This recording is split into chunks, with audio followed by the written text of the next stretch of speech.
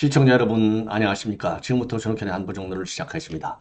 자, 오늘은 중요한 또 일정들이 상당히 많아요. 대통령이 이제 국무회의를 주재했고요. 그리고 한동훈 위원장은 현재 인천에서 오늘 신년 인사회를 가졌습니다. 자, 이거 얼마나 중요한 겁니까? 자, 그래서요. 윤석열 대통령은 이미 제가 이제 방송을 통해서 말씀드린 대로 김정은이가 굉장히 대남 이 위협 강도를 높이고 있어요. 이제 헌법까지 뜯어 고쳐갖고 그 주적, 예, 불변의 주적이다. 제1적대국가다. 이런 얘기를 하고 대남 기구들을 일제히 폐지하고 있지 않습니까?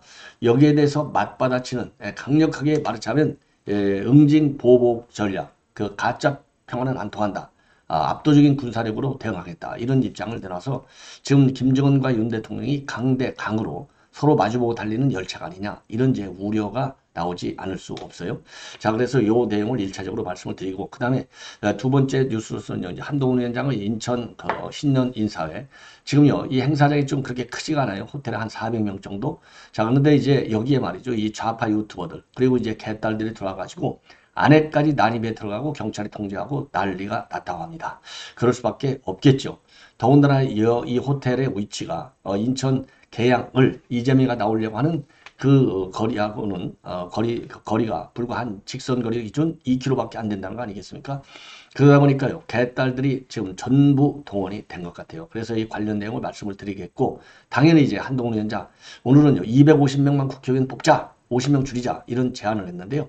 250명도 많아요. 한 50명만 돼도 충분하지 않을까 싶네요. 예. 자, 그 다음에는요, 지금 원희룡 전 장관도 마찬가지로 내가 돌덩이 하나 치우겠다. 결전 의지를 다시 한번 확인해 주고 있습니다. 그리고 마지막으로요, 국토부 이 김현미 장관까지 소환 조사하고 있습니다.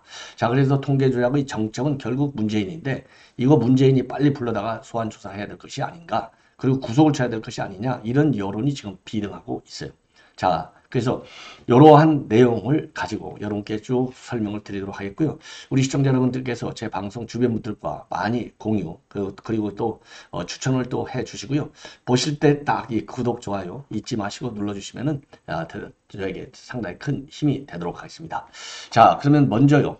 윤 대통령이 오늘 아침에 국무회의에서 내놓은 이 말씀을 보면 굉장히 강합니다. 강할 수밖에 없죠. 지금 미국 내 전문가들 사이에서도 이거 진짜로 핵전할 수 있어, 김정은이가. 제가 말씀드렸잖아요. 저는 제가 보기에 제가 은퇴한 이후 이제 그동안에 이제 이 언론들 그다음에 이제 방송에 많이 출연했는데 저는 이미 한 10년 전부터 실제로 핵을 실전 배치하게 되면 그런 유혹을 느낄 수밖에 없고 오판의 위험성이 굉장히 크다. 더군다나 한국은 핵을 안 가지고 있다. 물론 미국이 가진 핵으로 방어한다고 하지만 그거를 절대적으로 100% 믿을 수는 없는 거 아니냐. 그 사이를 뚫고 핵전을 불사할 수 있다. 전 뭐 10년 전부터 얘기했는데 지금 미국 내 전문가들 사이에서 그런 의견이 지금 이제 이 수면 위로 굉장히 부상하고 있는 상황입니다. 자, 그러다 보니까요. 오늘 윤 대통령의 이러한 이 발언을 이제 핵심적으로 좀, 이 워딩을, 먼저 이제 윤 대통령의 이제 워딩을 말씀드리고 이제 평가를 한다면, 우선요, 몇 배로 응징하겠다, 도발하면, 그리고 전쟁이냐 평화냐를 협박하는 재래의 위장 평화전술은 더 이상 통하지 않는다. 오히려 이러한 도발 위협에 굴복하는 그런 가짜 평화는 우리 안보를 더 큰 위협에 빠뜨린다. 이거 문재인이가 해놓은 건 아니겠어요? 그리고 북한이 이제 NLL을 인정하지 않겠다. 최근에 이제 그렇게 발표했어요. 지난 15일 날. 그러니까 어제 시정연설에서 최고인민회의. 자, 그래서 요 NLL 문제에 관해서도요. 그야말로 이거야말로 대한민국을 분열시키기 위한 정치 도발 행위다. 그래서 우리는 역대 어느 정부하고도 다르고 압도적인 대응 역량을 갖추고 있고 실시간으로 안보 상황을 점검하고 대비태세를 확고하게 유지하고 있다. 이렇게 이제 밝혔습니다. 그리고 남북관계를 적대적 두 국가로 지난 연말 노동당 전원회에서 규정했지 않습니까? 이거야말로 북한 정권 스스로가 반민족적이고 반역사적인 집단이라고 시인한 것 아니냐. 자, 그래서 북한 정권이 기만전술 선전선동 우리가 물리쳐 나가겠다. 그리고요, 우리 대한민국을 위협하는 것은 북한 정권이지 주민은 아니고 주민은 우리와 똑같이 자유, 인권, 번영을 누릴 권리를 가지고 있는 같은 민족이다. 그리고 탈북민 지원을 강화하고 북한 이탈 주민의 날을 제정하라. 이렇게 지시를 했고요. 그리고 외교부에 대해서도요. 탈북민 잘 보호할 수 있게 국제사회와 공조를 강화해달라. 이러한 입장을 오늘 내보였습니다. 그래서 오늘 윤 대통령의 이런 이 발언 내용을 압축해서 말씀드리면요. 첫째로는 압도적인 힘의 우위, 그러니까 이제 힘의 우위를 바탕으로 한 대북 응징 보복, 요거를 아주 확실하게 표명을 다시 한번 했어요. 그래서 이제 가짜 평화는 통하지 않는다. 그런데 여기에서 말이죠. 그러니까 이거는 군사적인 도발이잖아요. 그리고 이제 NLL 인근 위협도 마찬가지인데 이 NLL과 관련해서 얘기를 하면서 말이죠. 이건 대한민국을 균열시키기 위한 정치 도발이다. 그래서 통상적으로는 이제 군사 도발 이렇게 얘기하는데 정치 도발이라고 그랬어요. 왜 그러면 여기서 정치 도발이라고 했겠느냐? 이게 많은 함의를 가지고 있어요. 우선 헌법을 뜯어 고치잖아요. 그래서 대한민국이 제1적대 국가다. 불변의 주적. 이건 정치적인 선언이지 않습니까? 자, 법률적인 선언도 되지만 일단 정치적인 선언이에요. 그리고 지금 NLL 이 도발과 관련해서 정치 이 도발행위다. 이렇게 이제 보는 것은 바로 뭐냐? 지금 이제 NLL 지역에는요, 해상 경비 개선을 설정해 갖고 지금의 NLL보다도 훨씬 더 많이 이남 쪽으로, 우리 한국 쪽으로 넘어오는 그런 경비 개선을 자기네의 해상 경계선으로 지금 만들려고 하는 이 술책을 수십 년간 전해오고 있거든요. 그러니까 이것도 하나의 포괄적인 측면에서의 대남 전술 전략의 일환이다. 그래서 군사 보복 도발, 이거는 이제 군사적인 측면만 딱 되어 있는데 이 정치 도발 행위 속에는 이런 군사 도발은 당연히 포함되는 것이죠. 자, 그래서 더 폭넓게 북한의 도발이 정치 영역으로까지 지금 확대되고 있는 점을 부각 강조시키는 것이 아닌가. 자, 이렇게 생각이 듭니다. 자, 그 다음에는요, 북한 주민과 북한 김정은 정권을 분명히 차별화해서 이원적 투트랙 전략을 쓰고 있다. 뭐 이거는 어제 오늘 얘기가 아니죠. 북한 주민은 우리가 포용 대상이고 북한 정권은 타도의 대상.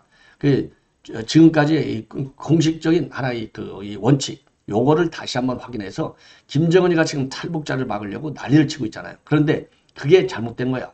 북한 주민은 우리 대한민국의 헌법상의 지위를 갖고 있잖아요. 자, 이 선언적 의미도 되고 실질적 의미도 되는 거예요. 그래서 탈북 사건이 있을 때는 북한 주민을 우리 주민으로 대우를 해줘야 되는 겁니다. 이걸 전형적으로 안 하는 것이 바로 이 문재인 정권에서 탈북 어선 2명을 즉각적으로 북한으로 북송한 거. 이게 그래서 국내외적인 비난을 받은 거 아니겠어요? 그래서 오늘 또 윤석열 대통령도 북한 주민은 적극적으로 포용했다. 그래서 김정은의 탈북 방지 노력에 말하자면 이걸 쐐기를 탈북 정책 요거에 선회를 요구하고 그리고 탈북자들에게 용기를 주는 거예요. 넘어와라 자신만만하게. 그럼 우리가 전부 다 지원해주고 포용하겠다. 이런 메시지를 주는데 굉장한 의미가 있지 않나 이렇게 생각이 들어요. 자, 그러면은요 이번에 이제 북한이 이제 그리고 이제 참고적으로요 오늘 제가 이제 안보관계를 중점적으로 말씀을 드렸는데 중대재해처벌법 지금 이게 이제 곧 시행이 되는데 요거를 지금 이제 유예해 달라 요 입장을 강력히 요청했어요 야당에 대해서. 왜냐하면 이게 이제 50인 미만 사업장에 대해서도 중대재해처벌법을 딱 적용하면 이거 중소기업들 다 고소한다 이거죠. 자, 그렇게 되면 결국 일자리가 줄어드는 것이죠. 이게 곧 중대재해처벌법이 결국은 그러니까 민생경제를 파탄낼 수 있는 악법이 되는 겁니다. 자, 그런 취지에서 중대재해법은 유예를 빨리 해달라. 요거를 강력하게 촉구를 했습니다. 자, 그러면은요, 지금 이번에 이제 북한이 미사일 도발과 관련해서 요 자료화면이 굉장히 잘 돼 있습니다. 그 전략적 함의가 굉장히 큰데, 이번에 지금 이제 미사일의 경우에는 이제 극초음속 미사일이다. 이렇게 우리 당국도 보고 있어요. 그래서 이 극초음속 미사일 발사는요, 2021년도 9월 달에 처음으로 시작이 됐고, 그리고 2022년도 1월 달에, 그리고 또 1월 5일하고 1월 11일 두 번에 걸쳐서 지금 이제 발사를 했는데 그때만 하더라도 지금 이제 액체 연료를 썼어요. 그리고 맨 먼저 발사할 때는 마하 3이니까 이건 실패한 거죠. 왜냐하면 극초음속 미사일은 최소 5마일 이상이 돼야 되는 거거든요. 자, 그리고 이제 2022년도 1월에는 마하 6, 그리고 2022년도 1월 11일에는 마하 10. 그러니까 이제 극초음속 미사일 개발 능력을 갖고 있는 거예요. 자, 이번에는요. 이번에는 1단과 2단 그리고 원뿔형 탄두부를 가지고 있어요. 예, 요게 이제 특징인데 이번에는요. 앞에서 도발했던 것은 지금 이제 이 액체 연료를 썼는데 이번에는 이제 고체 연료를 썼어요. 이 고체 연료를 썼다는 얘기는 미리 딱 집어넣고 자기네들이 필요한 시기에 딱 도발하는 거예요. 그러니까 우리가 탐지할 수 있는 시간을 확 줄여버린 거. 따라서 우리가 요격이 어려운 거. 그리고 극초음속 미사일이기 때문에 현재 한국과 미국이 가지고 있는 요격체제, 미국도 지금 없어요. 예. 왜냐하면 사드도요, 한 뭐 7, 8, 마하 7, 8 정도밖에 안 되고, 그리고 이제 팩 미사일은 한 마하 3, 4 정도밖에 안 되거든요. 너무나 빨라요. 그리고 이제 이 그 극초음속 미사일은 하강 국면에서 회피 기동을 해요. 예. 지 멋대로 뭐 좌우로 막 지그재그 이 회피 기동을 하기 때문에 이 하강할 때 떨어질 때 우리가 막아야 되잖아. 이거를 못 막는 거예요. 그러니까 높은 중고도에서도 못 막고 하강 저고도에서도 못 막아요. 이게 지금 현재의 이 방어망의 구멍이 되겠습니다. 요걸 노려가지고 한 것이고요. 이번 이제 이 극초음속 미사일의 경우는 지금 중거리 미사일로 돼 있거든요. 중거리다 그러면 이제 거리가 중간 3,000에서 5,500. 그러면 주일 미군 기지하고 괌기지, 즉 증원군의 파견을 갖다가 막아낼 수 있는 그런 전략적 능력을 가진 겁니다.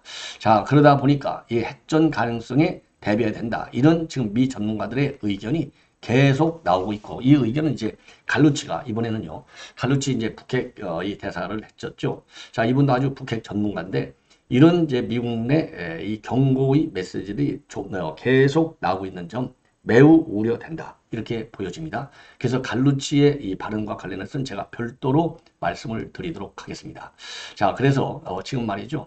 이 북한의 이 핵전쟁 가능성, 이거는 충분히 우리가 예견해야 될 것이 아닌가. 자, 근데 지금 일각에서는요, 그래도 이 김정은이가 먼저 선제 공격하지는 않겠다라고 지금 최근에 발언한 것을 굉장히 높이 부각하고 있는데, 이게 전형적인 좌파 매체들의 특성이 아니냐. 이미 말이죠. 기본적으로 김정은이는 내가 선제 공격도 불사할 수 있어. 이게 기본 원칙이고, 상황에 따라서 나 그렇게 안 해. 남조선 당국에서 먼저 도발하면 건들면 우리가 가만히 안 있을 거야. 이런 얘기를 하는 것이지, 선제 불사를 안 한다는 게 원칙이 아니고, 선제적으로 이제 그 핵전을 개시한다. 이게 기본 원칙이라는 것을 우리가 이 좌파들의 그 평가와 같이 생각하면 안 된다. 이 점을 제가 말씀드리고 싶어요. 자, 이번에는 말이죠. 이번에 이제 한동훈, 지금 이제 한동훈 위원장이요. 지금 인천, 시당에서, 신년 인사를 하면서 총선 승리를 위해서 총선 승리를 하면은 우리가 이제 다수당이 되잖아요. 그러면 250명으로 줄이겠다. 이거는 이제 우리 국민의힘 김기현 전 대표도 국회의원수 줄이겠다. 이 약속을 했잖아요. 그 연장선상이 있어요. 그래서 그런 측면에서라도 바로 이 점은 뭐냐. 국회의원들에 대한 인기가 국민들이 없잖아요. 이거 전부 다 국민 혈세만 축내는 사람들이 국회의원 아니냐. 아주 국민적 인식이 나빠요. 그럴 수밖에 없죠. 하는 짓거리를 보면. 그러니까 그러한 여론을 반영한 일종의 대국민 공약이 아니냐. 그래서 다수당만 만들어 달라 이겁니다. 1호 조치로다가 250명으로 줄이겠다라고 얘기를 했고요. 그리고 오늘 그 이제 원희룡 장관과의 스킨십, 이렇게 적극적으로 원희룡 장관 이 축혀 세워 올렸고요. 그리고 원희룡 장관도 내가 개항을에 출마해서 돌덩이 하나는 화끈하게 치워버리겠다. 아주 이재명이 박멸 의지를 지금 분명히 발표를 했습니다. 자, 그래서 지금 원희룡 장관이 개항에 출마하겠다고 하는 것은 뭐 어제 오늘 얘기가 아니죠. 오래 전부터 나왔던 얘기인데 오늘 이 공개적인 대행사를 통해서 공식화했다는데 의미가 있는 것이 아닌가. 자, 이렇게 생각이 들어요. 자, 그래서 구체적으로 이 한동훈 위원장의 이제 그 워딩을 말씀을 드리면 이번에 승리해서 국회의원 수를 갖다가 300명에서 250명으로 줄이는 법 개정을 먼저 발의하고 통과시키겠다. 예. 그래서 총선을 계기로 해서 국민 눈높이에 맞는 정치 개혁을 이뤄야겠다. 그래서 민주당에도 이번에도 반대할 것인지 묻고 싶어 반대를 안 한다면 국회의원 정수는 올해 4월 150명으로 줄어들 것이다. 자, 그래서요. 1차적으로 불체포 특권 포기, 2차적으로 금고형 이상 확정 시 세비 반납, 그 다음에 귀책 사유로 이 보궐선거 열 경우는 후보 무공천, 요 세 가지를 정치개혁 공약으로 제시한 바 있는데 오늘 이제 그 리스트에 하나가 더 올라가서 네 가지를 제시하고 있습니다.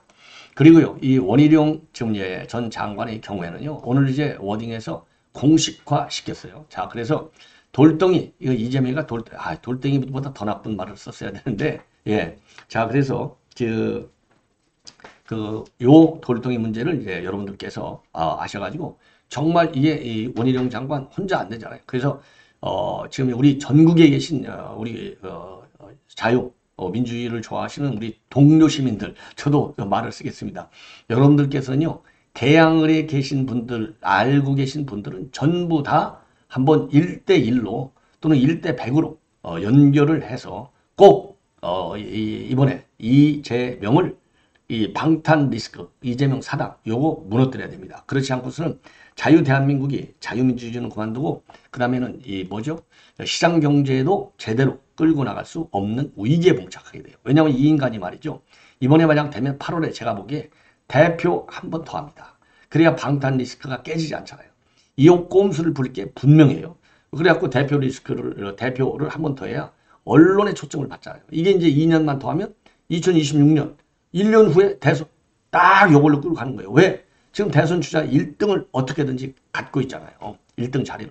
요거를 노리고 지금 가는 거예요. 그래서 지금 제가 어제 심야 방송을 통해서도 말씀을 드린 대로 의정활동 계획서에 보면은 20% 이상이 계양을 지금 발전 계획에 다 거의 들어가 있고 계양을 갖다가 테크노밸리 지금 중점 도시로 바꾸겠다. 이런 달콤한 포퓰리즘 공약을 내놓고 있지 않습니까? 그래서 요거 반드시 정리해야 되겠다라고 생각이 들고 자, 이 정도로 해서 이제 말씀을 드리고요. 자, 그래서 원희룡 장관이 뭐라고 얘기했느냐? 돌덩이가 누군지 아시죠? 이몽으로 치우겠다. 이곳 계양은 수준이 높은 곳이고 미래 발전 가능성이 무한하다. 전국 어디서도 보기 힘든 지역 오키스트를 운영하는 수준 높은 국민이 살고 있다. 자, 이런 곳을 험지로 부르면 안 된다. 예, 그러면서 국민의힘에서는 이제부터 이 험지라는 말이 사라져야 되고 온몸으로 도전하는 것이기 때문에 도전지라고 불러달라. 도전하는 것이 곧 격정지가 될 것이다. 이렇게 입장을 내놨어요. 자, 그리고 지금 한동훈 비대위원장도 여기에 힘을 실어줬습니다. 자, 그래서 이재명의 민주당은 우리가 알던 과거 민주당하고 다르고 국민도 심지어 민주당 구성원도 지지자도 다 그렇게 생각한다. 그렇기 때문에 이재명이가 출마하는 곳에서 우리가 승리하는 것은 한석 이상의 상징적 의미가 있다. 이러한 입장을 내왔습니다. 자, 그리고요. 제가 이제 모두의 간략히 말씀을 드린 대로 지금 오늘 인천 행사장에 행사장 안에 말이죠. 예, 행사장 안에 이제 다 들어와도 400몇 밖에 안 들어오는데요. 개딸들이 들어와서 난장판을 치는 바람에 완전히 쫓겨나는 사태가 벌어졌고요. 그리고 한동훈 위원장이 가는 곳마다 행사장 밖에까지 이 좌파 유튜버들하고 개딸들이 난장판을 쳤다고 합니다. 고성을 지르고 행사를 방해하고요. 자, 그래서 우리 이제 우파 유튜버들 그리고 이제 인사들이 이것들을 다 쫓아내고 같이 맞대응을 하고 있고요.